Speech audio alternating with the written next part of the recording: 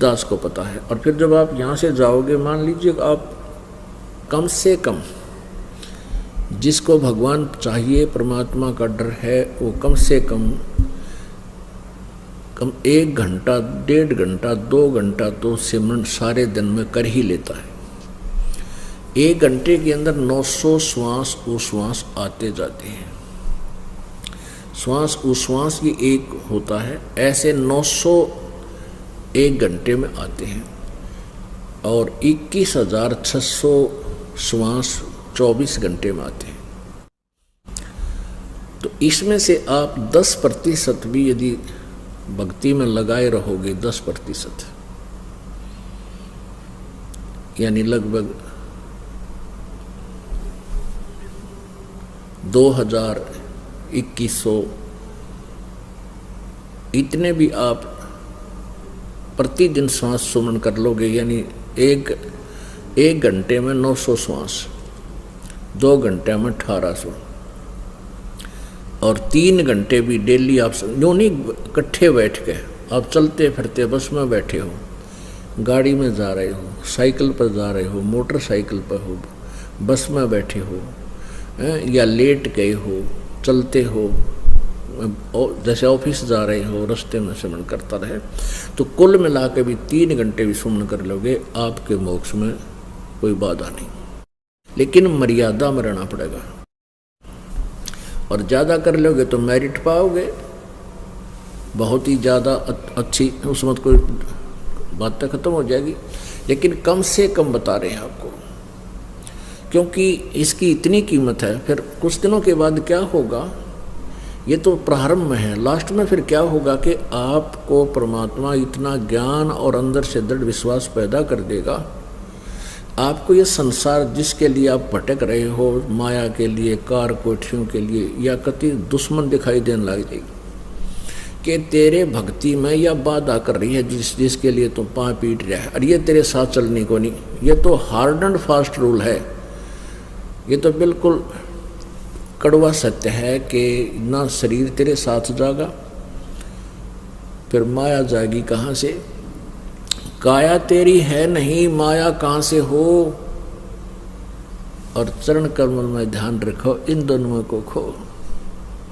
नंगा आया जगत में, नंगा ही तू जाए, और बीच में ख्वाबी ख्याल है, ये मन माया भरमावे।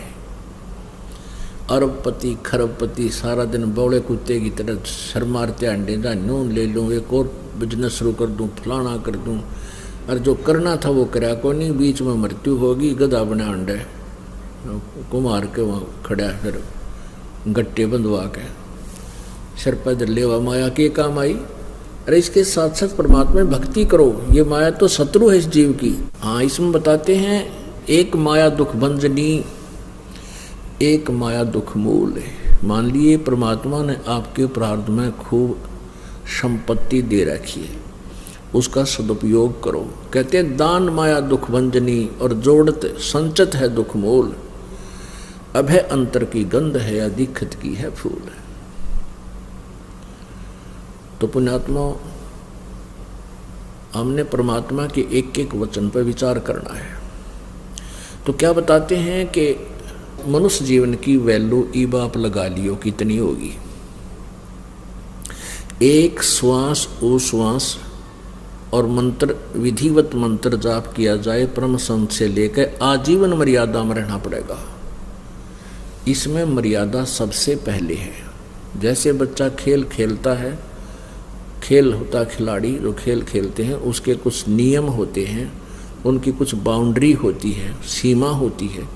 उस सीमा के अंतर्गत ही जो बच्चा खेलता है और अच्छा खेलता है तो वो खेल में सफल हुआ करता है, और जो फाउल खेलता है तो उसको बाहर बैठा दिया जाता है, उस खेल में वो खेल नहीं सकता।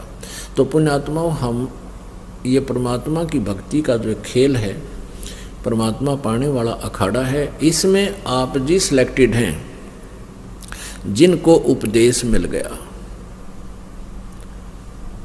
और इसमें जब मर्यादा में नहीं खेलोगे, मर्यादा में नहीं रहोगे, तो आप फाउल हो जाओगे, आपका फिर काम बिगड़ जाएगा।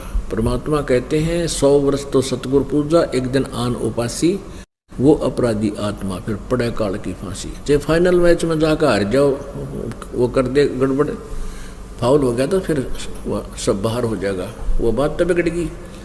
इतने दिन के वो डले ढोए व्यर्थ गए। तो कहते हैं 100 वर्ष तक सतगुरु पूजा, एक दिन आन उपासी। 100 वर्ष तक गुरु जी की पूजा। गुरु जी की पूजा का अर्थ है जैसे गुरु जी बतावें उसी तरह रहनी करनी, अपनी मर्यादा और भक्ति करता रहे। और एक दिन 100 वर्ष तक ऐसी कर ली, और एक दिन आन उपासना, अन्य देवताओं की पूजा करने से आपका काम बिगड़ जाएगा। वो अपराधी आत्मा फिर पड़े काल की फांसी। अब विचार करना पुण्यात्माओं, ये काल हमारे साथ कितना धोखा किए हुए है। जैसे कुछ दिनों के बाद क्या होगा कि आपके ऊपर कोई कष्ट नहीं आएगा, और जो कष्ट आना था वो परमात्मा कैंसिल कर देगा आपकी सच्ची लगन और भक्ति देखकर। यहाँ संसारिक सुख हो जाएंगे, घर में भी सुख होगा, पास पैसा भी खूब हो जाएगा, क्योंकि दान ऐसे स्थान पर आप कर रहे हो, ये किया हुआ दान आपको मालिक देगा और बहुत अच्छा प्रतिफल देगा। तो कुछ दिनों के बाद आप भूल जाओगे, सत्संग में आना भी कम कर दोगे। ये बट नेचुरल है, ये दास देख रहा है। आज से जो 15 साल पहले लगे थे 100-200 परिवार, अब उनमें से मेरे ख्याल में 10% उस लगन से 10% लगे हुए हैं, बाकी ढीले पड़ गए, क्योंकि उनका सुख गणे हो गए। वो तो माया चाव थे, उनको ज्ञान था को नहीं, क्योंकि दास को भी परमात्मा ने या ज्ञान योग नहीं खोला था जब तक, क्योंकि इस ज्ञान को परमात्मा ने बैन ला रखा था कि अभी इसको प्रचार नहीं करना। क्योंकि जैसे ये ज्ञान तो दास बताता था, गांव-गांव में जाकर सत्संग किया करता था, लेकिन कबीर परमेश्वर जी की वाणी से ही ये यूं का यूं बताया करता था कि ब्रह्मा विष्णु महेश की ये स्थिति है, दुर्गा की ये स्थिति है।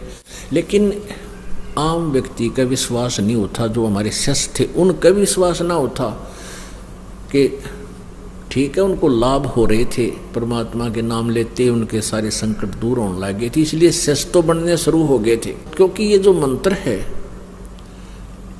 इस मंत्र का जाप पूरे विश्वास सत्य लगन के साथ जो व्यक्ति करता है, उसको ज्ञान है या ना है। जैसे डॉक्टर कोई दवाई देता है, औषधि देता है, मरीज खा लेता है, तो उसको नहीं पता इसमें कौन सा केमिकल है, कौन सा साल्ट है, तो वह दवाई अंदर गई, लाभ तो करेगी। फिर यहाँ समस्या क्या आ गई है हमारे सामने कि जैसे जो दवाई जो मंत्र दास देता है, दूसरे नकली डॉक्टर यानी ये संत भी और मंत्र देते हैं उसी रोग के काटने के, मोक्ष मार्ग के लिए। जैसे ब्रह्मा विष्णु महेश जी को वो अजर अमर बताते हैं, दास उनको नासवान बताता है, क्योंकि सूक्ष्म वेद में लिखा हुआ है। तो ऐसे कंट्राडिक्टरी स्टेटमेंट हो जाया करती थी कि भी गुरुजी तो ये बताते हैं और दूसरे जो ब्रह्मा विष्णु महेश के जानने वाले वो ये बताते हैं ब्रह्म ही सबसे शक्तिशाली है, ब्रह्म ही सबसे बड़ा भगवान है। विद्वान कहलाने वाले ऐसे कहते थे। तो यदि ये बीच में ये संत ना अड़ रहे होते और सीधा ही दास आपको मंत्र दे देता, फिर आपको ज़्यादा ज्ञान की आवश्यकता नहीं थी, या टैबलेट ये दवाई यानी सिमरन ये फांकी मारनी थी, रिश्ते रोग कट जाता, यानी जन्म मृत्यु समाप्त हो जाती। तो ऐसे जो पुराने समय में जो भक्त लगे थे उनको लाभ तो निरे हो गए, क्योंकि वो हमारे संग में ज़्यादा रहते थे। जहाँ भी कहीं पाठ होता था वो सारे ही वहाँ आ जाते थे कि उनका सुख गिने होया करते। कुछ दिनों के बाद फिर वो अच्छे सुखी हो गए, घर में सुख हो गया, सारे लाभ होने लग गए। तो फिर हमने आश्रम करौथा में डेरा डाल लिया, वहाँ भी कुछ दिन आए, फिर ढीले पड़ गए, फिर संगत ज़्यादा होती रही, ऐसे वो पीछे हट गए।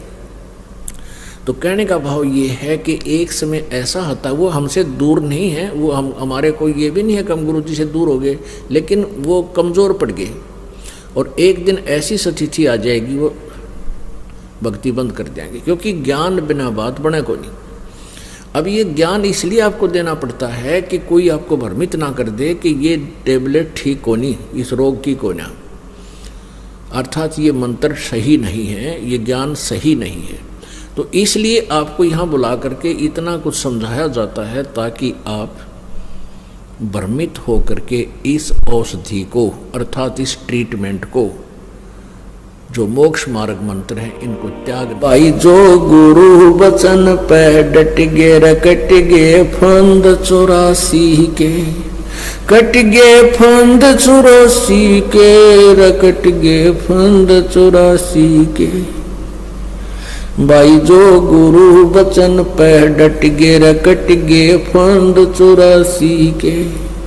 वस्तु मिली ठोर की ठोर मिट गई मन पापी।